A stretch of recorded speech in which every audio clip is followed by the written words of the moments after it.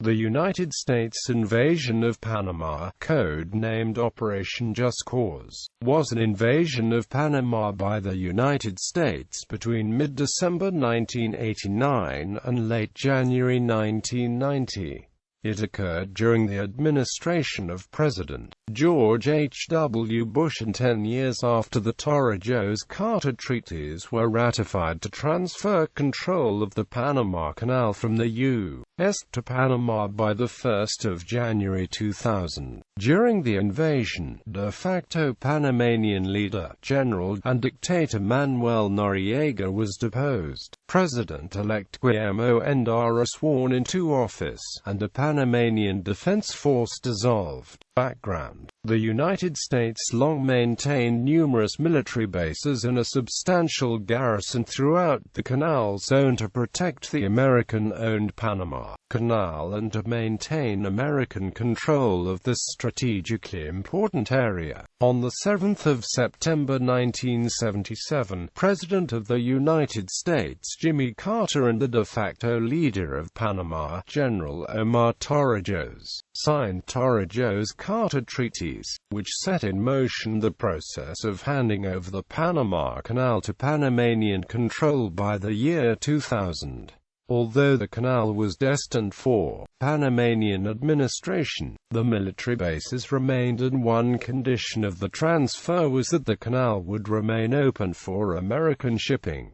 The U.S. had long-standing relations with General Noriega, who served as a U.S. intelligence asset and paid informant of the Central Intelligence Agency from 1967, including the period when Bush was head of the CIA. Noriega had sided with the U.S. rather than the USSR in Central America, notably in sabotaging the forces of the Sandinista government in Nicaragua, and the revolutionaries of the FMLN group in El Salvador. Noriega received upwards of $100,000 per year from the 1960s until the 1980s, when his salary was increased to $200,000 per year. Although he worked with the Drug Enforcement Administration to restrict illegal drug shipments, he was known to simultaneously accept significant financial support from drug dealers because he facilitated the laundering of drug money, and through Noriega, they received protection from de-investigations due to his special relationship with the CIA. In the mid-1980s, relations between Noriega and the United States began to deteriorate.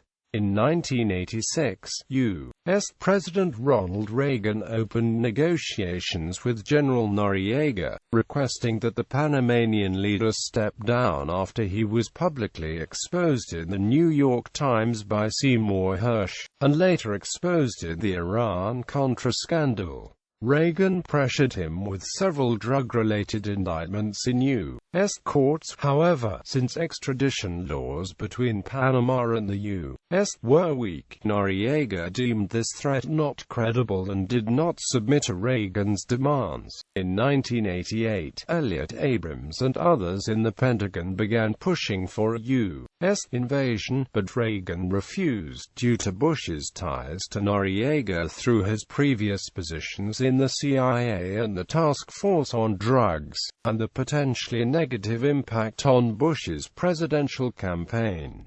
Later negotiations involved dropping the drug trafficking indictments. In March 1988, Noriega's forces resisted an attempted coup against the government of Panama. As relations continued to deteriorate, Noriega appeared to shift his Cold War allegiance towards the Soviet bloc, soliciting and receiving military aid from Cuba, Nicaragua, and Libya. American military planners began preparing contingency plans to invade Panama. In May 1989, during the Panamanian national elections, an alliance of parties opposed to the Noriega dictatorship counted results from the country's election precincts, before they were sent to the district centers. The tally showed the candidate, Guillermo Endara, defeating Carlos Duque, candidate of a pro-Noriega coalition, by nearly 3-1. Endara was beaten up by Noriega supporters the next day in his motorcade. Noriega declared the election null and maintained power by force, making him unpopular among Panamanians. Noriega's government insisted that it had won the presidential election and that irregularities had been on the part of U.S.-backed candidates from opposition parties.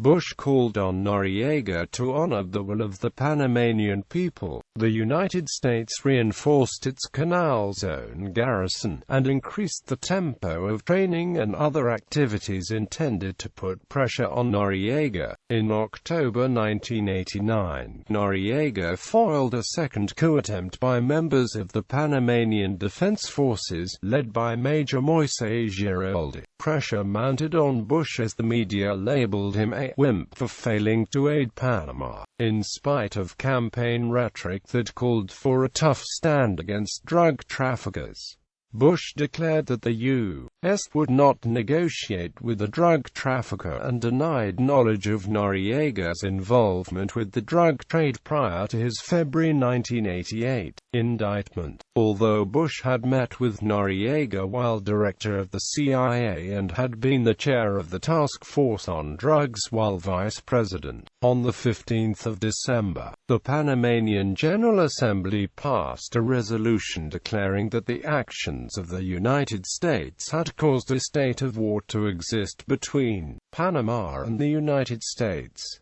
The next day, 4 U.S. military personnel were stopped at a roadblock around 9 p.m. outside PDF headquarters in the El Chorrillo neighborhood of Panama City. Marine Captain Richard E. Hadid, Navy Lieutenant Michael J. Wilson, Army Captain Barry L. Rainwater, and Marine First Lieutenant Robert Paz had left the Fort Clayton military base and were on the way to have dinner at the Marriott Hotel in downtown Panama City. The U.S. Department of Defense reported that the servicemen had been unarmed, in a private vehicle, and that they attempted to flee only after the vehicle was surrounded by an angry crowd of civilians and PDF troops. The PDF asserted later that the Americans were armed and on a reconnaissance mission. The PDF opened fire and Lieutenant Paz was fatally wounded by a round that entered the rear of the vehicle and struck him in the back. Captain Hadid, the driver of the vehicle, was also wounded in the foot. Paz was rushed to Gorgas Army Hospital but died of his wounds. He received the Purple Heart posthumously.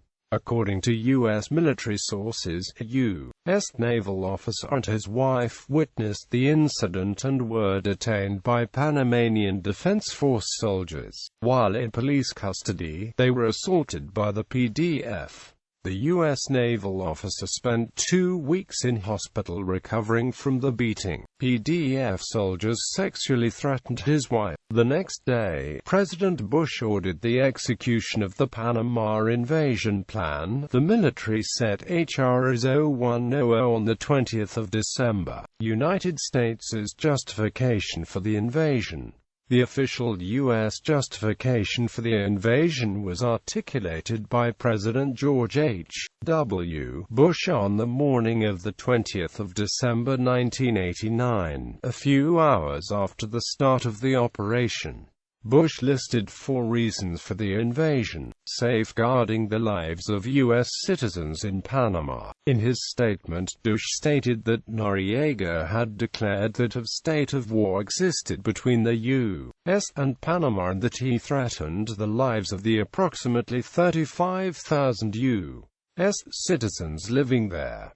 There had been numerous clashes between U.S. and Panamanian forces. 1 U.S. Marine had been killed a few days earlier, defending democracy and human rights in Panama. Combating drug trafficking. Panama had become a center for drug money laundering and a transit point for drug trafficking to the U.S. and Europe. Protecting the integrity of the Torrijos Carter Treaties. Members of Congress and others in the U.S. political establishment claimed that Noriega threatened the neutrality of the Panama Canal and that the U.S. had the right under the treaties to intervene militarily to protect the canal. U.S. military forces were instructed to begin maneuvers and activities within the restrictions of the Torrijos Charter Treaties, such as ignoring PDF roadblocks and conducting short-notice Category 3 military exercises on security-sensitive targets, with the express goal of provoking PDF soldiers. USSOUTHCOM kept a list of abuses against U.S. servicemen and civilians by the PDF while the orders to incite PDF soldiers were in place. As for the Panamanian legislature's declaration of a state of war between the U.S. and Panama, Noriega insists that this statement referred to a state of war directed by the U.S. against Panama, in the form of what he claimed were harsh economic sanctions and constant, provocative military maneuvers that were prohibited by the Torrijos Charter Treaties. The U.S. had turned a blind eye to Noriega's involvement in drug trafficking since the 1970s. Noriega was then singled out for direct involvement in these drug trafficking operations due to the widespread public knowledge of his involvement in money laundering, drug activities, political murder, and human rights abuses. Bush's 4 reasons for the invasion provided sufficient justification to establish bipartisan congressional approval and support for the invasion. However, the secrecy before initiation, the speed and success of the invasion itself, and U.S. public support for it did not allow Democrats to object to Bush's decision to use military force. One contemporary study suggests that Bush decided to invade for domestic political reasons, citing scarce strategic reasoning for the U.S. to invade and immediate withdrawal without establishing the structure to enforce the interests that Bush used to justify the invasion. 2 days before the invasion, on the 18th of December, Panama announced that the U.S. was planning an invasion of Panama. Invasion. The U.S. Army, Air Force, Navy, and Marines participated in Operation Just Cause. Ground forces consisted of combat elements of the 18th Airborne Corps, the 82nd Airborne Division, the 7th Infantry Division, the 7th Special Forces Group, the 75th Ranger Regiment, a Joint Special Operations Task Force, elements of the 5th Infantry Division, 1st Battalion, 61st U.S. Infantry and 4th Battalion, 6th United States Infantry, 519th Military Police Battalion, 1138th Military Police Company of the Missouri Army National Guard, 988th Military Police Company out of F.D. Benning, GAR, 193rd Infantry Brigade, 5th Battalion, 87th Infantry 1st Battalion, 508th Infantry, Battery D, 320th Field Artillery, 59th Engineer Company, Marine Security Forces Battalion Panama, Kilo Company of 3rd Battalion, 6th Marine Regiment, Marine Fleet Anti-Terrorism Security Teams, 2nd Light Armored Reconnaissance Battalion, 2nd Marine Logistics Group, 39th Combat Engineer BTN, Charlie Co. Air logistics support was provided by the 22nd Air Force with air assets from the 60th, 62nd, and 63rd Military Airlift Wings. The military incursion into Panama began on the 20th of December 1989, at 1:00 a.m. local time. The operation involved 27,684 U.S. troops and over 300 aircraft, including C-130 Hercules tactical transports flown by the 317th Tactical Airlift Wing and 314th Tactical Airlift Wing, AC-130 Spectre gunship, OA-37B Dragonfly observation and attack aircraft, C-141 Starlifter and C-5 Galaxy strategic transports, F-117A Nighthawk stealth aircraft flown by the 37th Tactical Fighter Wing, and R-64 Apache attack helicopter. The invasion of Panama was the first combat deployment for the R-64, the HMMWV, and the F-117A. Panamanian radar units were jammed by two F-111s of the 390th ECS, 366th TFW. These aircraft were deployed against the 16,000 members of the PDF. The operation began with an assault of strategic installations, such as the civilian Punta Paitilla Airport in Panama City and a PDF garrison and airfield at Rio Hato, where Noriega also maintained a residence. U.S. Navy SEALs destroyed Noriega's private jet and a Panamanian gunboat. A Panamanian ambush killed 4 SEALs and wounded 9. Other military command centers throughout the country were also attacked. The attack on the central headquarters of the PDF touched off several fires, one of which destroyed most of the adjoining and heavily populated El Chorrillo neighborhood in downtown Panama City. During the firefight at the commandancia, the PDF downed 2 Special Operations helicopters and forced one MH-6 Little Bird to crash land in the Panama Canal. The opening round of attacks in Panama City also included a special operations raid on the Cárcel Modelo prison to free Kurt Muse, a U.S. citizen convicted of espionage by Noriega. Fort Amador was secured by elements of the 1st Battalion, 508th Parachute Infantry Regiment, and 59th Engineer Company in a nighttime air assault which secured the fort in the early hours of the 20th of December. Fort Amador was a key position because of its relationship to the large oil farms adjacent to the canal, the Bridge of the Americas over the canal, and the Pacific entrance to the Panama Canal.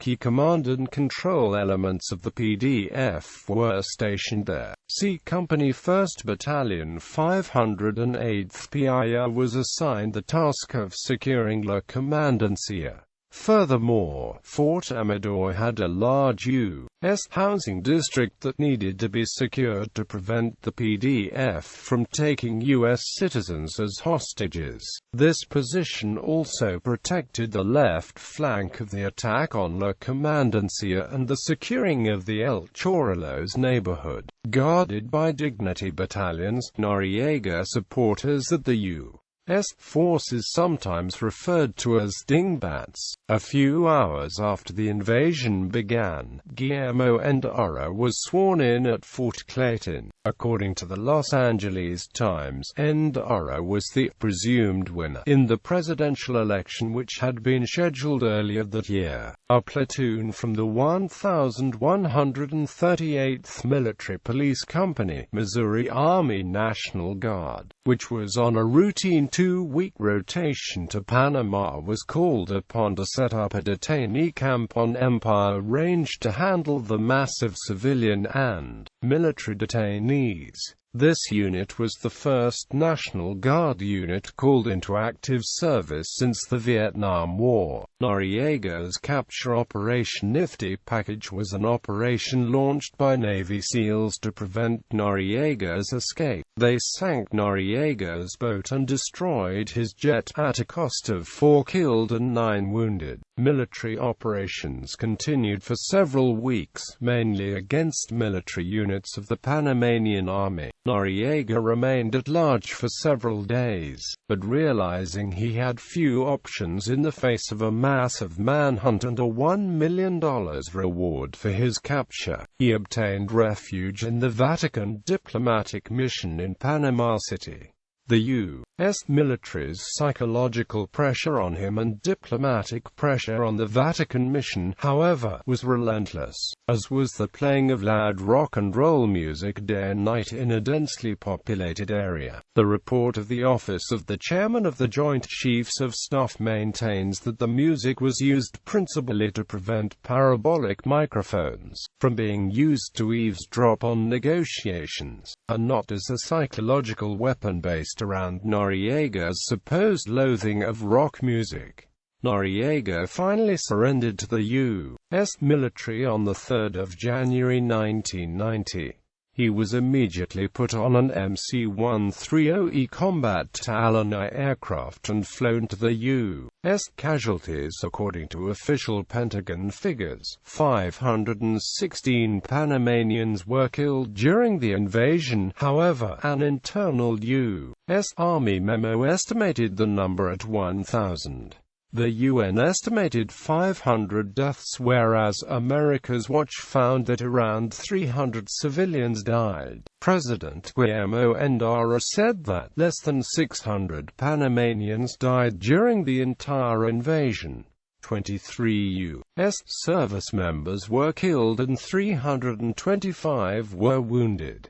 But in June 1990, the U.S. military announced that of the casualties, 2 dead and 19 wounded were victims of friendly fire.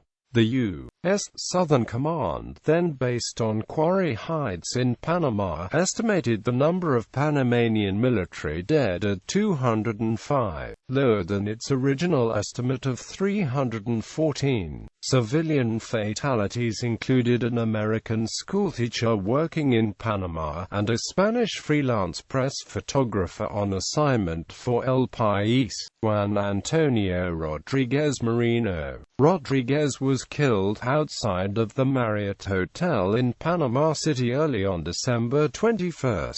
In June 1990, his family filed a claim for wrongful death against the United States government, when the Rodriguez claim was rejected by the U.S. government. In 1992, the Spanish government sent a note verbal extending diplomatic protection to Rodriguez and demanding compensation on behalf of his family. However, the U.S. government again rejected the claim, disputing both its liability for war zone deaths in general and whether Rodriguez had been killed by U.S. rather than Panamanian gunfire. Human Rights Watch's 1991 report on Panama in the post-invasion aftermath stated that even with some uncertainties about the scale of civilian casualties, the figures are still troublesome because reveal that the surgical operation by American forces inflicted a toll in civilian lives that was at least 4.5 times higher than military casualties in the enemy, and 12 or 13 times higher than the casualties suffered by U.S. troops. By themselves, these ratios suggest that the rule of proportionality and the duty to minimize harm to civilians, where doing so would not compromise a legitimate military objective, were not faithfully observed by the invading U.S. forces. For us, the controversy over the number of civilian casualties should not obscure the important debate on the manner in which those people died. The Commission for the Defense of Human Rights in Central America estimated 2,500–3,000 deaths, and the Commission for the Defense of Human Rights in Panama estimated 3,500 deaths.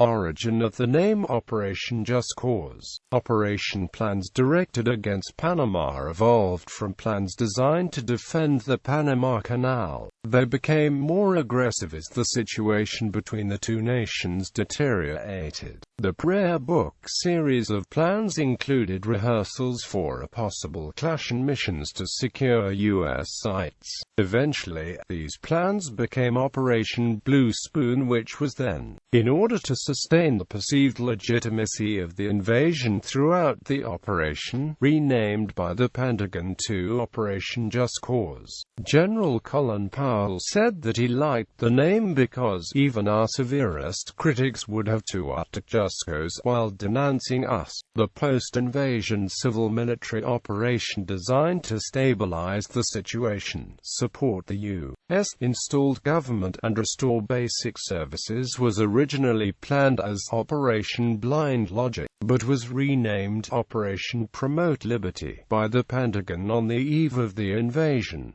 The original operation, in which U.S. troops were deployed to Panama in early 1989, was called Operation Nimrod Dancer. Local and international reactions. The invasion of Panama provoked international outrage. Some countries charged that the U.S. had committed an act of aggression by invading Panama and was trying to conceal a new manifestation of its interventionist policy of force in Latin America. On the 29th of December, the General Assembly of the United Nations voted 75-20, with 40 abstentions, to condemn the invasion as a flagrant violation of international law. On the 22nd of December, the Organization of American States passed a resolution deploring the invasion and calling for withdrawal of U.S. troops, as well as a resolution condemning the violation of the diplomatic status of the Nicaraguan embassy in Panama by U.S. special forces who had entered the building. At the UN Security Council, after discussing the issue over several days, a draft resolution demanding the immediate withdrawal of U.S. forces from Panama was vetoed on the 23rd of December by 3 of the permanent members of the Security Council, France, United Kingdom, and the United States, who cited its right of self-defense of 35,000 Americans present on the Panama Canal.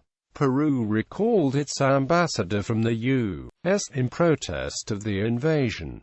Some claimed that the Panamanian people overwhelmingly supported the invasion. According to a CBS poll, 92% of Panamanian adults supported the U.S. incursion, and 76% wished that U.S. forces had invaded in October during the coup. However, others dispute this finding, asserting that the Panamanian surveys were conducted in wealthy, English-speaking neighborhoods in Panama City. Among Panamanians most likely to support U.S. actions, Human Rights Watch described the reaction of the civilian population to the invasion as generally sympathetic. According to Robert Pastor, a former U.S. National Security Advisor, 74% of Americans polled approved of the action. In 2006, one author opined that President Bush had not defended the hemisphere against European aggression under the guise of the Monroe Doctrine, or used the threat of communist proliferation to take action, but instead he had used the U.S. military to remove a hostile and problematic Latin American dictator from power because it was in the best interests of the United States to do so. 18 years after the invasion, Panama's National Assembly unanimously declared the 20th of December 2007 to be a day of national mourning. The resolution was vetoed by President Martin Torrijos. The Washington Post disclosed several rulings of the Office of Legal Counsel, issued shortly before the invasion, in regards to the U.S. armed forces being charged with making an arrest abroad. One ruling interpreted an executive order which prohibits the assassination of foreign leaders as suggesting that accidental killings would be acceptable foreign policy. Another ruling concluded that the Posse Comitatus Act of 1878, which prohibits the armed forces from making arrests without congressional authorization, is effective only within the boundaries of the U.S., such that the military could be used as a police force abroad, for example, in Panama, to enforce a federal court warrant against Noriega.